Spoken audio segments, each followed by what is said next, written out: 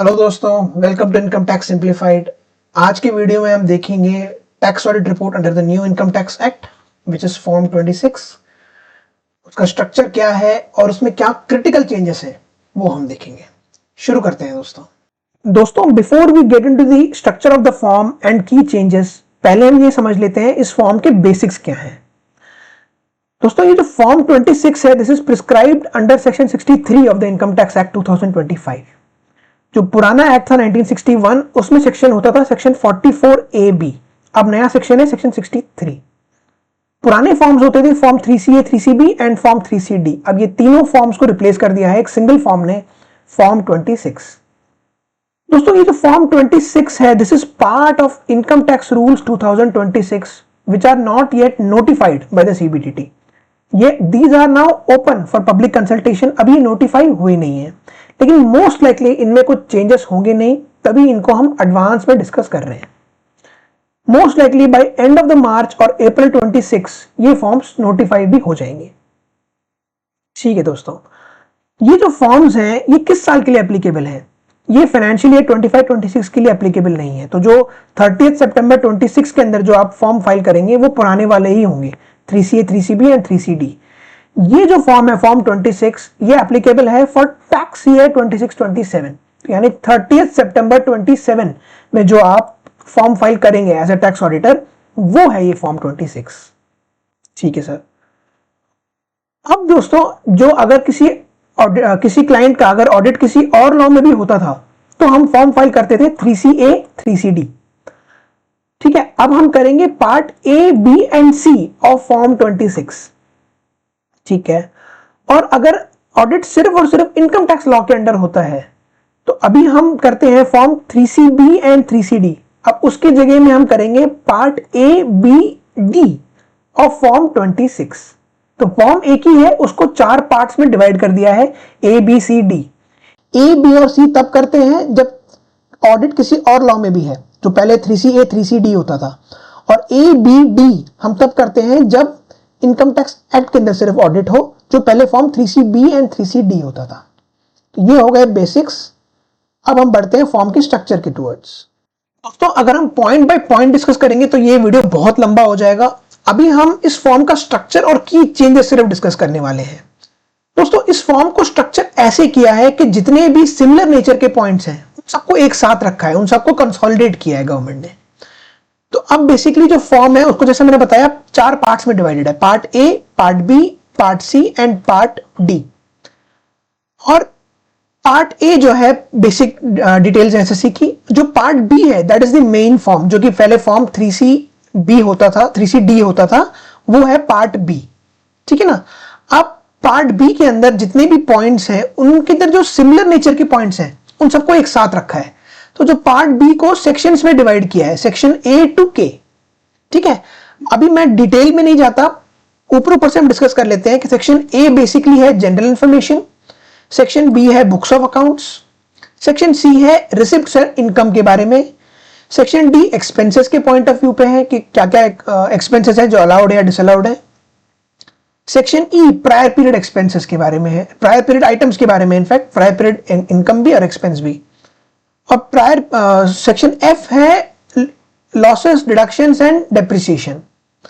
Section G international taxation के बारे में है, section H other parameters, section I है TDS and TCS, section J indirect taxation और सेक्शन K है क्वांटिटेटिव डिटेल्स यानी स्टॉक डिटेल्स। तो ये बेसिकली दोस्तों पहले होता था फॉर्म 3CD, अब इसको पार्ट B कर दिया है, पार्ट B ऑफ फॉर्म 26, और उस पार्ट B को सेक्शंस में डिवाइड कर दिया है। और सारे जो सेक्शंस अलग अलग बने हुए हैं उनमें सिमिलर नेचर के पॉइंट्स हैं। ठीक है सर। अगला है पार्ट C, जो कि पुराने फॉर्म 3CA के इक्विवेलेंट है, जहां पे audit under any other law होता था। और अगला है पार्ट D, जो कि पुराने फॉर्म 3CB के इक्विवेलेंट है, जहां पे इनकम टैक्स एक्ट में अगर सिर्फ ऑडिट हो तो हम देते थे। तो दोस्तों ये है फॉर्म का स्ट्रक्चर। पॉइंट बाय पॉइंट हम डिस्कस नहीं करते, उसके लिए एक नया अलग वीडियो बनेगा काफी लंबा। अभी हम अगला डिस्कस करते हैं कि क्या क्या है की चेंजेस। दोस्तों की चेंजेस में सबसे पहला है पैरा 14। पैरा 14 कहता है address at which such books of accounts are maintain. Sir ये तो पहले भी होता था। चेंजेस है पॉइंट बी से ई तक। मैं रीड करता हूं, आपको अपने आप समझ में आ जाएगा। Accounting software used for maintenance of books of accounts in computer system, details of any cloud or any other software used for storage of books of accounts along with location, internet protocol address and country of such storage. Whether provisions of rule 46.8 have been complied with. Rule 46.8 क्या है अभी देखते हैं। If yes, furnish the location where such backup server is located in India. Rule 46.8 कहता है दोस्तों, the books of accounts and other documents maintained in electronic mode shall remain accessible in India at all times. And the backup of such books of accounts and other documents maintained in electronic mode shall be kept in servers physically located in India and shall be updated on daily basis. अब आपको खुद ही समझ गए होंगे आप, ये बहुत ही critical point है। बेसिकली अगर आपका अकाउंट्स क्लाउड में स्टोर्ड है तो उस क्लाउड का जो डेटा सर्वर है वो इंडिया में होना चाहिए। आप ये नहीं कह सकते कि सर क्लाउड में स्टोर्ड है और वो उस क्लाउड जो है कहीं पे सिंगापुर में या कहीं किसी और कंट्री में है, आप ये नहीं कह सकते। क्योंकि रूल 46 अगर ये नोटिफाई हो जाए तो अब आपको जो सर्वर है, जो आपका बैकअप सर्वर है वो इंडिया में होना चाहिए, जो आपका डेटा सेंटर है वो इंडिया में ही होना चाहिए। और as a tax auditor, as a CA, अब आपको रिपोर्ट करना है कि क्या प्रोविजंस ऑफ 46.8 कंप्लाइड है।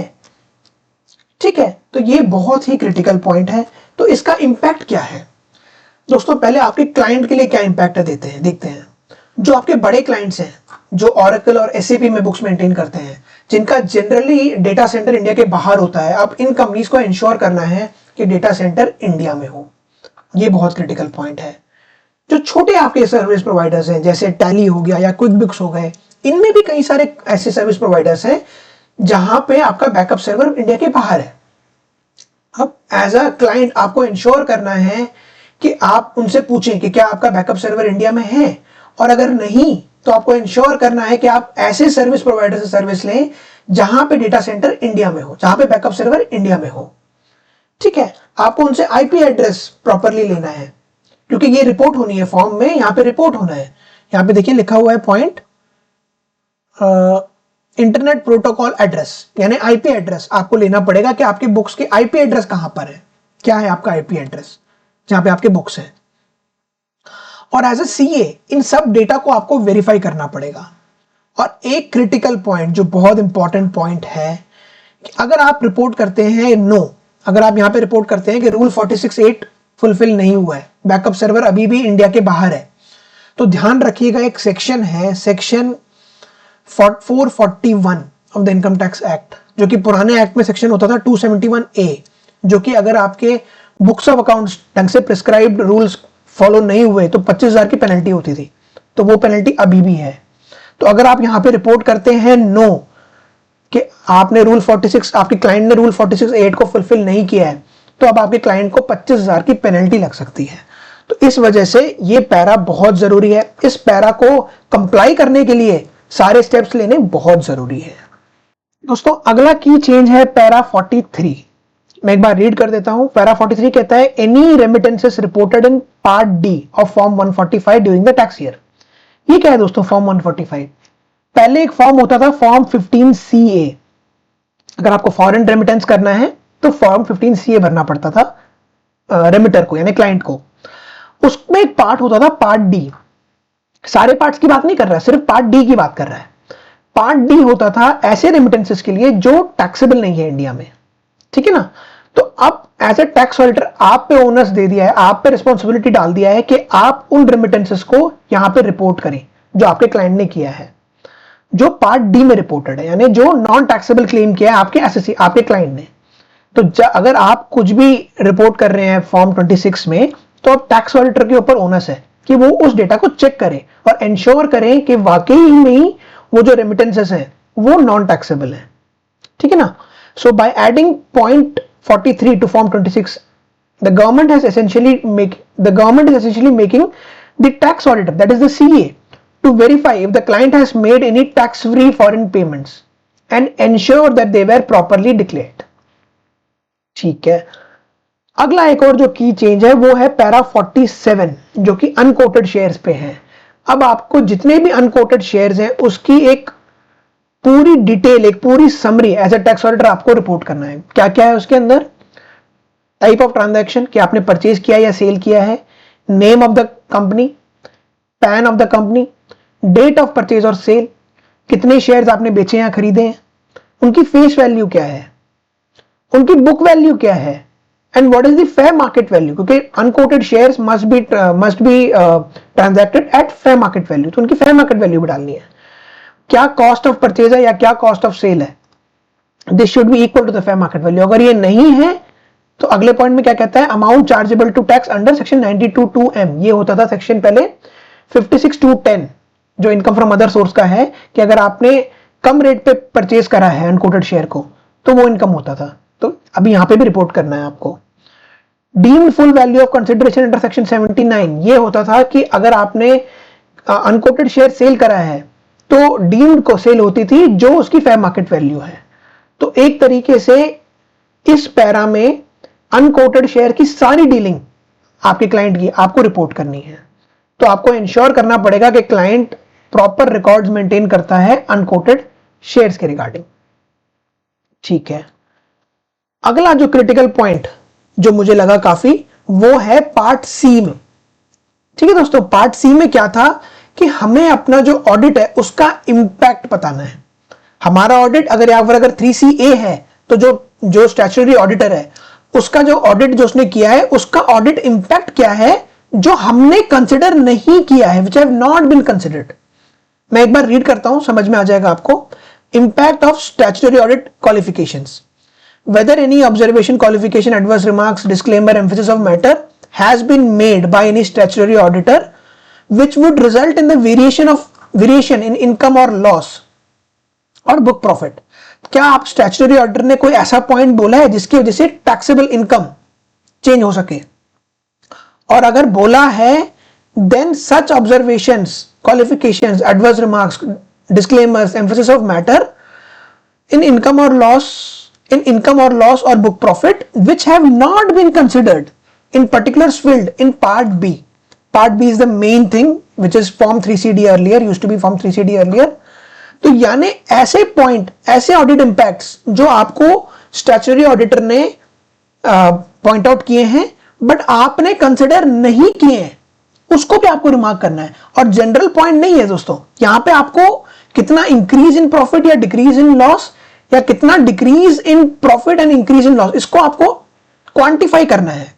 सिर्फ एक जनरल ऑब्जर्वेशन नहीं दे देना है कि डेटर का कंफर्मेशन नहीं आया है, क्रेडिटर का कंफर्मेशन नहीं आया। यहां पर आपको उसका, अगर आपने उसका इंपैक्ट नहीं लिया है अपने टैक्स ऑडिट रिपोर्ट में, तो आपको यहां पे क्वांटिफाई भी करना है।